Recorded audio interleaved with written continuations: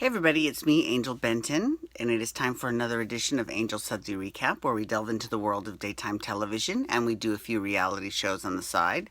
As you can see by my background, I'm in Glendale, California today. This weekend is Disneyland Half Marathon weekend, and I'm actually doing 3 races. I'm doing the 5K, the Disneyland 5K tomorrow morning, the Disneyland 10K on Saturday morning, and the Half Marathon on Sunday. It's a little aggressive, but we'll see, 5K and 10K I'm really not that worried about. The half marathon, and because this is the one thing that has made me a little bit apprehensive, is that they actually sent out they emailed to all of the registrants a heat warning for the half marathon. So that makes me nervous. It makes me a little nervous. I'm not gonna lie. So we'll see how that goes. Whatever. You know what? If I die, I die. If I drop dead, if it's my time, it's my time. What are you gonna do, right? Right. And if not, then I will just keep doing these shows. Okay, so you'll see if on Monday when you see a Real Housewives of Auckland recap, then you'll know that I survived the marathon.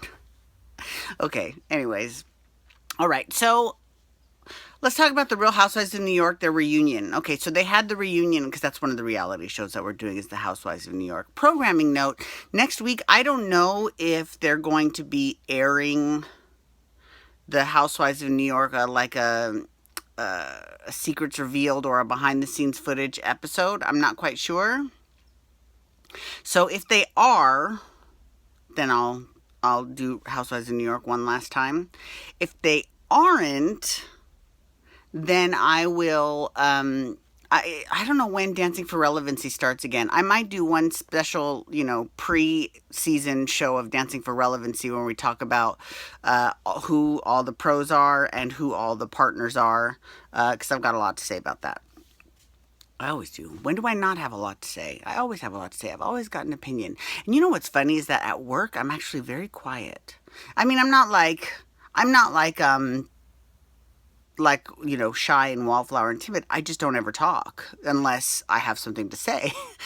So like for this past couple days, there haven't been anybody in the office except me and a couple other people. And you could hear a pin drop. It's been so quiet.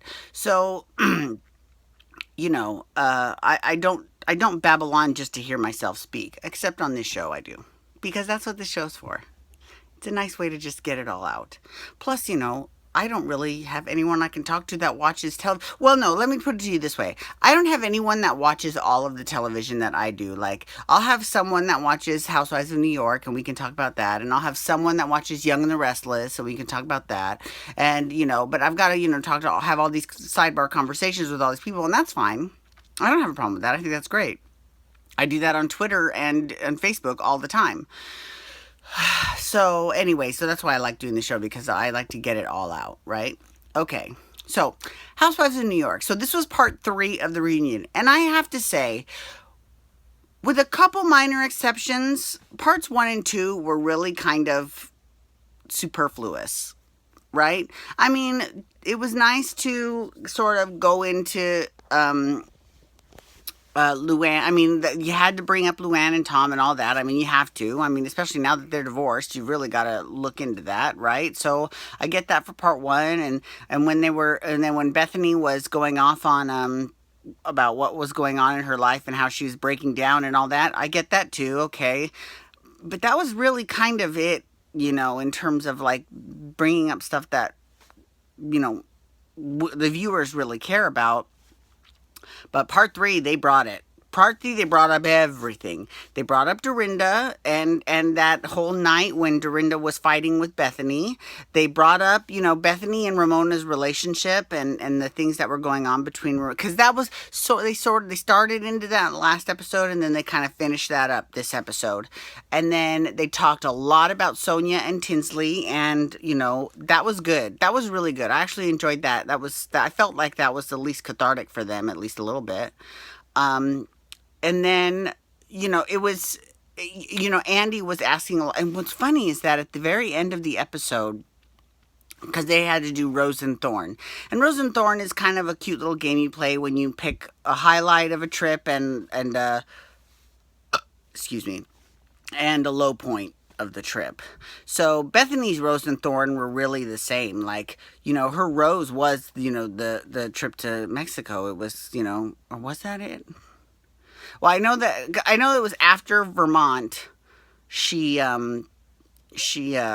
oh God, I don't remember if that was her actual rose or not. But I know she said her rose and thorn were the same because her thorn was all of the stuff that her ex-husband has been going through because he was arrested for stalking, which, that just but honestly, that actually proves, not to speak too much to her point, but it does prove to her point that we don't see, the viewers don't see a lot of what's going on off camera. Like, we don't know, because last we saw Jason, he was, this happy-go-lucky guy on, Bethany getting married or Bethany Ever After, and now he's like stalking someone and arrested for it. I mean, like, that is a big deal. So it just proves that there's a lot of stuff we don't see. I will still stand by though that because we don't see it, we don't know. So I get Bethany correcting people and saying, well, there's a lot of stuff that didn't happen on camera. I get that. That makes sense. I just don't think you should be angry because people ask you about it, right?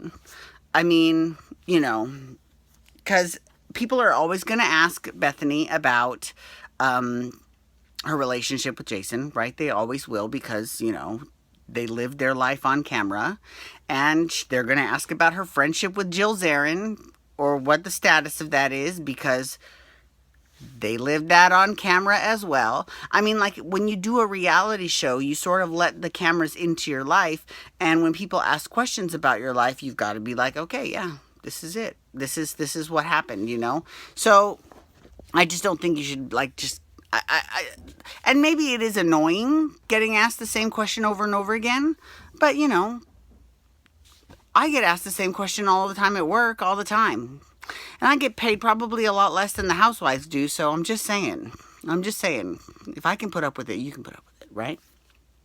And I don't mean like questions about my personal life, I mean like work questions. I get asked the exact same thing over and over again, and it's fine. It's fine. It's fine. Okay. So they talked about Tinsley and Sonia, and they were talking about why, what's going on between the two of them. And, Tinsley was like, Sonia did drop a little truth bomb. And I love me some Tinsley, but I've got to give Sonia a little credit because she was talking about how it was Sonia's birthday and she didn't even get her a card. Like, okay, so the little treats like the coffee and the cookies and things that you bring home that she never did. I mean, that's fine. I mean, like, did Sonia really expect that? I mean, if someone's staying at my house, I'm not expecting anything. I'm just expecting them. Well, I'll have rules like you can't bring any boys over, or just don't leave a mess in the common areas or things like that. I mean, that's fine.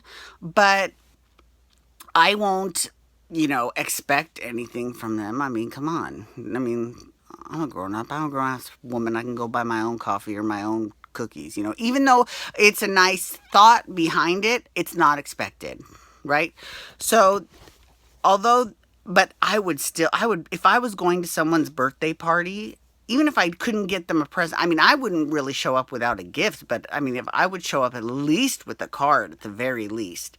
So that's I will admit that to Sonia, that's a little bit depressing that is, well, no, it was disheartening. It was disheartening, and I understand that. That makes a lot of sense, Now, I don't know if I'd be so hurt that I would go running to the press saying that they're a bad house guest. I don't know about that. I mean, I definitely don't think that I would do that, but, I understand Sonia a little bit better. Oh my God. And they talked about Sonia and how she just tries to get with all the girls when she goes on trips. And she's like, yeah, last trip I really tried to get with, she's like, I always used to try to get with Luann, but now she's married. So, this time I was trying she tried to get on Carol. She tried to get on Bethany. It was so funny. But it was a good reunion. It was pretty good. I liked it. It was the best one, actually. Part 3 was the best out of all 3 parts because they talked about the most things that were like the hot button issues of the season. So that was really a really good thing. Okay, everyone. Well, thank you so much for logging on today. I do appreciate it. Please feel free to follow me on Twitter and Instagram at Angel Benton. You can hashtag RHONY or Real Housewife Shit to talk about the Real Housewives of New York. Or you can also hashtag Jackson Brittany to talk about Vanderpump Rules, Jackson Brittany Take Kentucky, which I'll be doing that either tonight or tomorrow. Okay, thanks for logging on today. Have a great day. Peace out.